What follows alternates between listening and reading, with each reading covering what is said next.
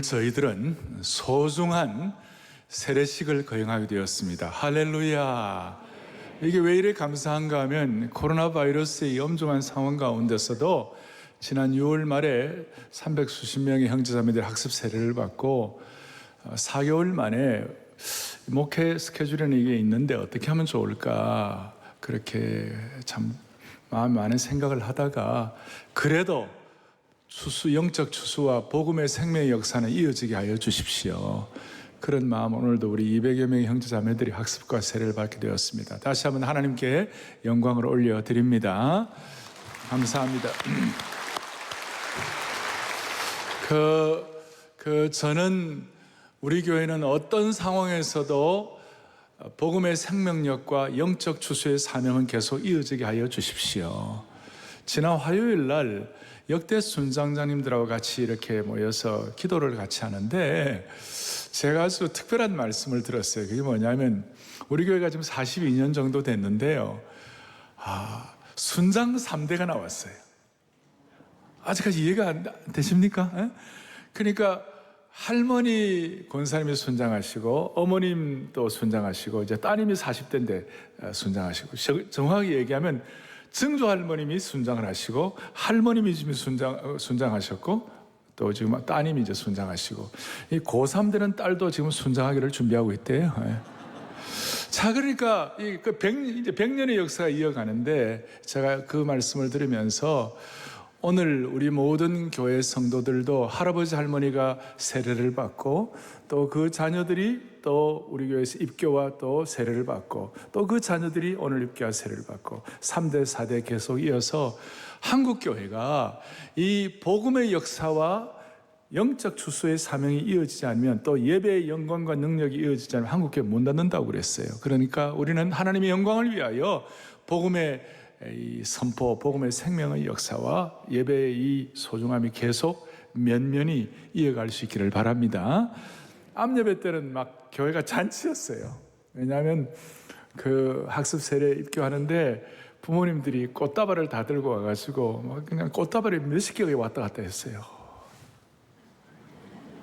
그러니까 여러분 꽃다발 안 들고 가서 마음의 꽃다발이라도 하나씩 다 드릴 테니까 받으세요. 그래서 다시 한번 우리 교회뿐만 아니라 한국에 있는 5만여 모든 교회가 복음의 생명의 역사가 계승되게 하여 주시고 그 다음 영적 추수의 사명을 잘 감당하게 해 주시기를 간절히 소망합니다.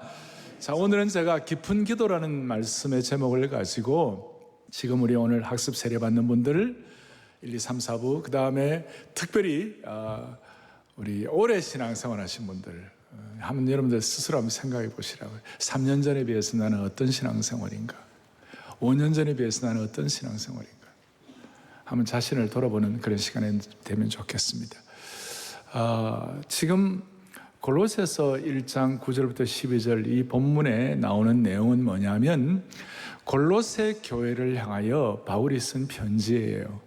그런데 이 골로새 교회는, 대부분의 교회는 바울이 직접 양육을 하고 직접 키우고 직접 복음을 전파해가지고 교회를 세웠는데 이 골로새 교회는 바울이 직접 세우지는 않았지만 바울이 직접 세운 거하고 마찬가지의 교회였어요. 무슨 뜻인가 하면 바울이 말씀으로 양육하고 키우고 그야말로 바울이 사랑했던 애제자 에바브라가 오늘 7절에 나와요. 7절에 뭐라고 하냐면 이와 같이 우리와 함께 종된 사랑하는 에바브라에게 너희 골로새 교회가 배웠나니, 이 얘기를 하는. 그러니까 바울이 직접 세우지는 않았지만 바울이 양육하고 바울이 사랑했던 그 제자, 심지어 바울과 함께 감옥에도 같이 갇혔던, 빌레몬서에 보면 에바브라가 감옥에도 바울과 같이 갔다고 그랬어요. 그 에바브라가 바울 대신 가가지고 복음을 선포하고, 골로새는 에바브라의 고향이었기 때문에 돌아가가지고 그렇게 해서 교회를 세웠는데 이것은 마치 바울이 세운 것 마찬가지고 바울이 너무 기쁜 것이고, 그리고 또 에바브라가 바울에게 와가지고 야, 바울 사도께서 주시는 그 은혜가 내가 너무 크고 골로새 교회를 세웠는데 골로새 교회 교우들이 믿음으로 잘 양육되고 자라고 있습니다. 그 말을 들으니까 바울이 너무너무 기뻤어요. 바울이 기뻐가지고 뭐라고 얘기를 하고 있냐면 오늘 9절에 이런 결심을 하는 거예요. 9절에 너희를 위하여 기도하기를 그치지 아니하겠다. 바울이 이 보고를 듣고 아주 결심을 하나 했는데, 그것이 뭐냐면 너희를 위하여 내가 계속 기도하겠다. 바울이 작심한 기도가 뭐냐? 내가 너희를 위해 계속 기도하겠다. 그런데 제가 바울이 에바브라가 세운 그 골로새 교회를 향하여 계속 기도하겠다는 그 내용도 참 마음에 와 닿지만, 첫 번째 생각, 깊은 기도인데요, 진짜 제가 이거 읽으면서 마음에 정말 와닿은 거 있었어요. 그 기도의 내용이었어요.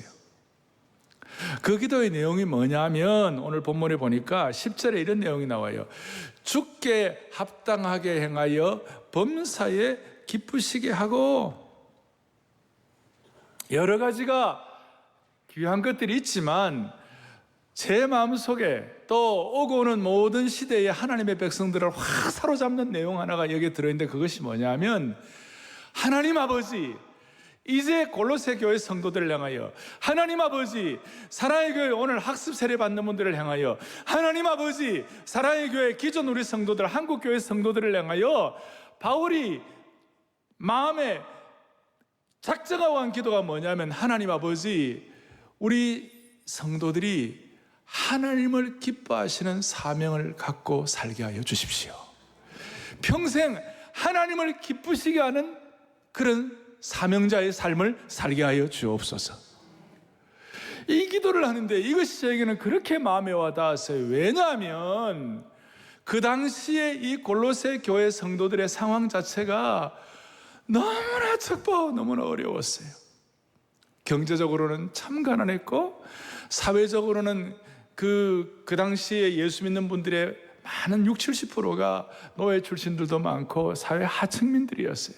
물론 귀족들 가운데서도 이 생명의 복음을 듣고 주님 앞에 돌아온 분도 많이 있었지만, 많은 대부분의 사람들이 고생하고 고난, 경제적으로 압박이요, 예수 믿는다고 핍박이요, 골로새 교우들 가운데 어떤 사람들은 잡혀가가지고 화형대에 이슬로 사라지고, 어떤 사람들은 사자의 밥에 찢기기도 하고, 온갖 어려움을 다 당하고, 경제적으로 환경적으로 핍박당하고 온갖 어려움이 다 있는 거예요. 그렇다면 일반적으로 우리의 기도는 뭐냐면, 하나님 아버지, 이 환경을 평탄하게 해주시고, 그리고 좀 더 나은 지금 그 가난을 좀 극복하게 해주시고, 좀 더 좋은 환경을 주심으로 말미암아 하나님을 잘 섬기는 환경을 달라고, 이게 기도의 우선순위가 되어야 할 터인데, 기도의 우선순위가 그거는 놔두고 하나님 아버지, 하나님 아버지, 골로새 교회 성도들이 평생 하나님을 기쁘시게 하는 사명자가 되게 해주십시오.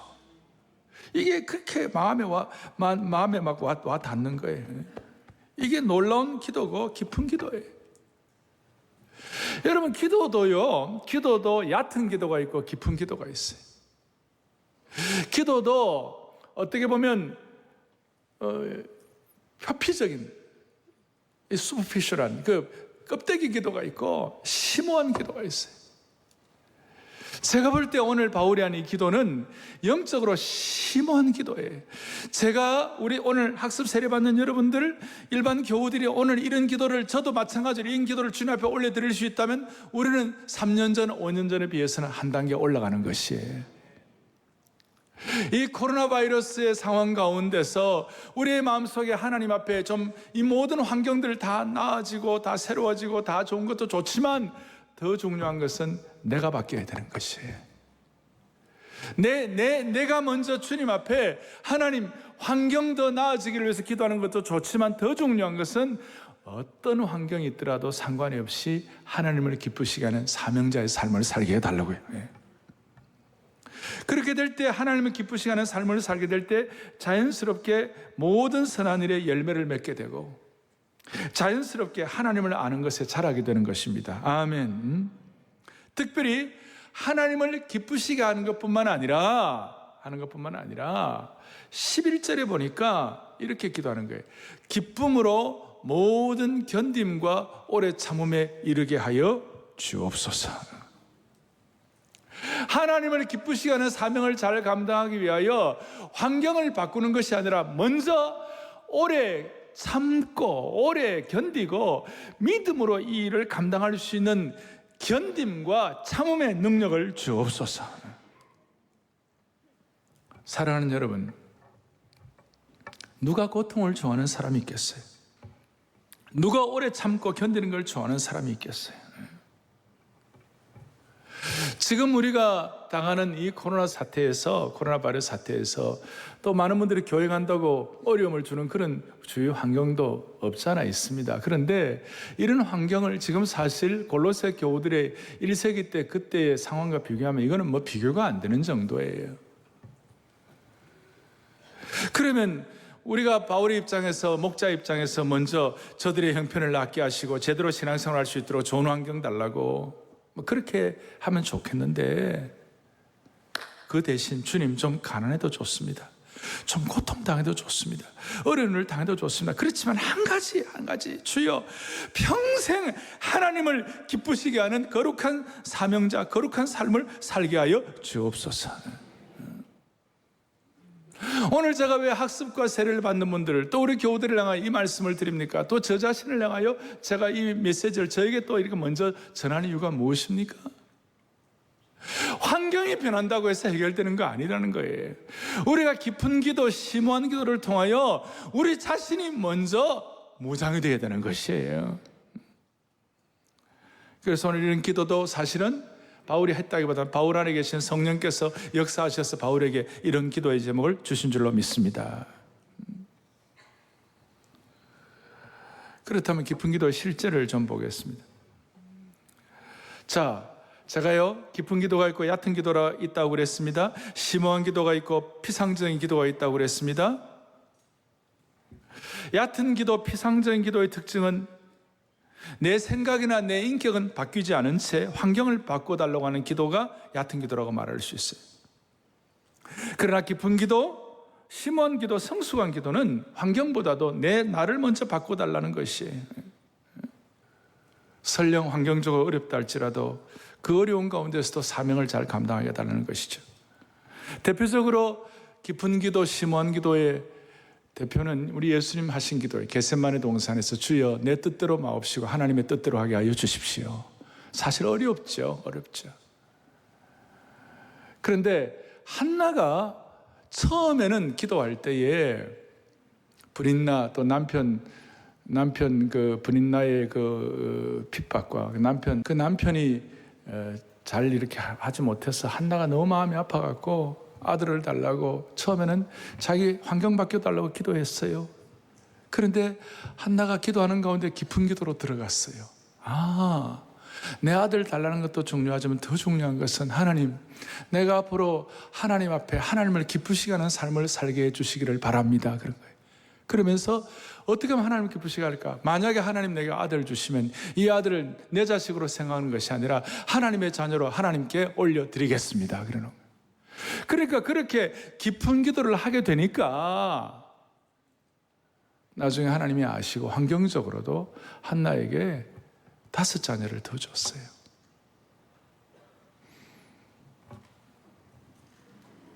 너무 감사한 거 아니에요?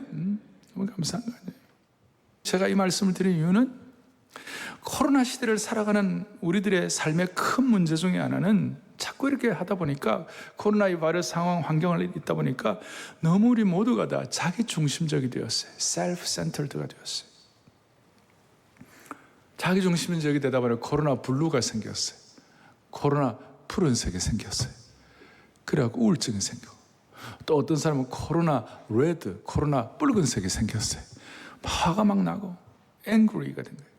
생각이 자기 중심적이 되다 보니까 분별력이 떨어지고 판단력이 떨어져서 생각을 사로잡아 그리스도께 복종하는 그것이 안 되게 된 거예요.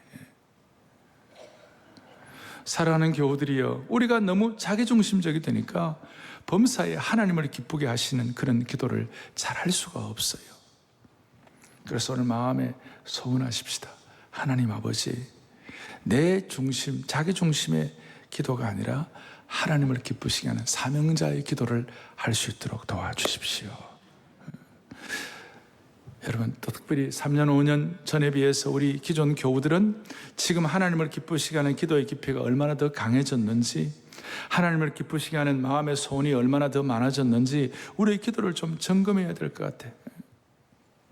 그러면 이제 중요한 이슈에 일 하고 싶은데 어떻게 하면 자기 중심의 기도가 아니라, 우리 학습 세례 받는 분들도 우리 모두가 다 어떻게 하면 내 중심의 기도가 아니라 하나님 중심의, 하나님을 기쁘시게 하는 기도를 할 수 있을 것인가. 이것이 이제 숙제예요. 끝까지 한결같이 지속적으로 할 수 있을 것인가. 오늘 12절 뒷부분에 보면 깊은 기도를 실제적으로 할 수 있는 비결이 뭐냐면 12절 뒤에 보니까 아버지께 감사하게 하시기를 원하노라 그랬어요. 이걸 현대인의 번역으로 보니까 아버지께 감사하기를 바랍니다 그랬어요. 뭔지는 다 모르지만 여한 깊은 기도는 깊은 감사와 연결이 되어 있는 것이에요. 하나님을 기쁘시게 하는 기도는 하나님께 감사하는 것과 연결되어 있는 것이에요. 이것이 나중에 골로새 교회, 데살로니가 교회 뭐 이렇게 다 서로 트라이앵글처럼 연결되어 있는데, 바울이 나중에 데살로니가 전서 5장 16절, 17절, 18절 우리가 잘 아는 대로 너무나 잘 아는 내용, 살전 5장 16절 시작, 항상 17절 쉬지 말고 기도하라, 18절 범사에 감사하라. 이 내용은 예수님 분들 대부분 다 알고 많은 분들이 거실에다가 이렇게 써놓았어요. 저도 제 거실 옆에다가, 탁자 옆에다가 항상 기뻐하라, 쉬지 말고 기도하라, 범사에 감사하라 써놓았어요. 그런데 이것이 너무나 참 놀라운 게 뭐냐면, 여러분 쉬지 말고 기도하는 은혜를 받기를 바랍니다 17절에. 근데 쉬지 말고 기도하라 그 다음에 뭐가 나왔어요? 범사에 감사하라. 그러니까 쉬지 말고 기도하는 비결이 뭐냐면 범사에 감사하는 것이에요. 그러니까 저와 여러분들이 하나님 앞 평생 주여 내가 하나님을 기쁘시게 하는 사명자의 기도를 하게 하여 주십시오. 쉬지 않고 그런 기도를 하게 되는 비결은 뭐냐면 범사에 쉬지 않고 감사하는 것이에요.